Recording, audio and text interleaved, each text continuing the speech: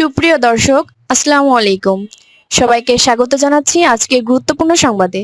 প্রথমেই জানিয়ে দিচ্ছি সংবাদ শিরোনাম, পরে বিস্তারিত। সালামু আলাইকুম।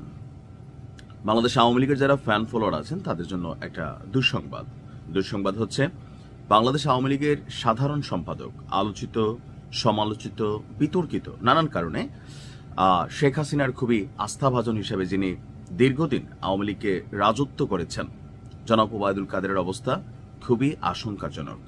আমি যখন নিউজটি করছি তিনি আসলে ধরেন এখন জীবন এবং মৃত্যুর ঠিক মাঝখানে আছেন।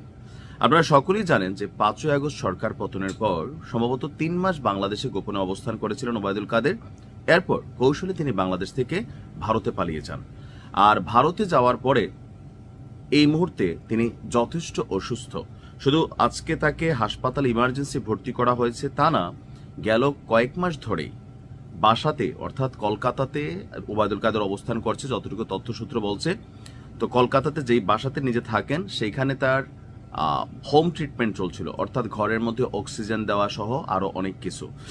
তো বেশ কিছুদিন যাবৎ অসুস্থতা তাকে ছাড়ছিল না। এক পর্যায়ে আজকে তার অবস্থা খারাপের দিকে যায়। কলকাতার নিউ টাউনের বাড়ি থেকে তাকে কলকাতার একটি প্রাইভেট হাসপাতালে নেওয়া হয়েছে। তবে কোন সে প্রাইভেট হাসপাতাল এ সম্পর্কে পত্রিকাতে কোনো বিস্তারিত না আসলেও বলা হয়েছে যে সেন্সলেস অবস্থা খুব খারাপ হয়ে গেলে সেন্সলেস অবস্থায় তাকে একটি কলকাতার হাসপাতালে ভর্তি করা হয়েছে। আর তার এই মুহূর্তে শারীরিক অবস্থা বেশ সংকটাজনক।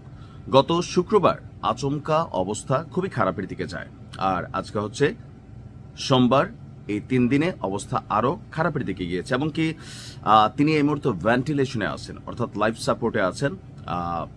চিকিৎসকরা বলছেন যে মোটামুটি তার শারীরিক রেসপন্স যেটা থাকে আর কি আছে, তবে অবস্থা খারাপের দিকে যাচ্ছে ক্রমাগত।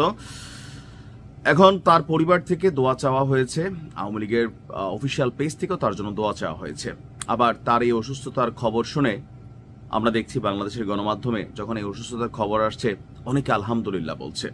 আসলে একজন পলিটিশিয়ান যিনি থাকেন তার জীবন এবং মৃত্যুর মধ্যে একটা মজার বিষয় হচ্ছে যে কিছু কিছু পলিটিশিয়ান তারা মারা গেলে সারা পৃথিবীর মানুষ, দেশের মানুষ দলমত নির্বিশেষে দোয়া করে।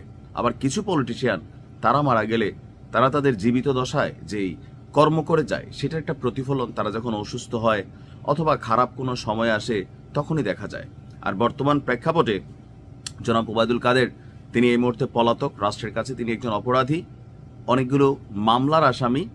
আর যার কারণে তার এই অসুস্থতার খবর শুনে বাংলাদেশে এনটি আওয়ামী লীগ যারাই আছেন প্রত্যেকেই উচ্ছ্বাস প্রকাশ করছেন। আওয়ামী লীগ পরিবারের জনগণ তারা আবার অনেকটা টেনশন বা দোয়াও করছেন।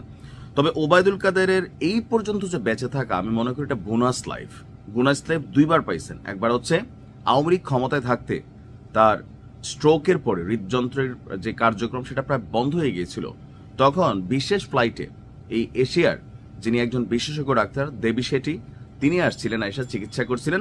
পরবর্তী সময় তাকে সিঙ্গাপুরে নিয়ে দীর্ঘদিন চিকিৎসা করা হয়েছে। তিনি যে বেঁচে ফিরবেন এটা অনেকে ধারণা করে নাই।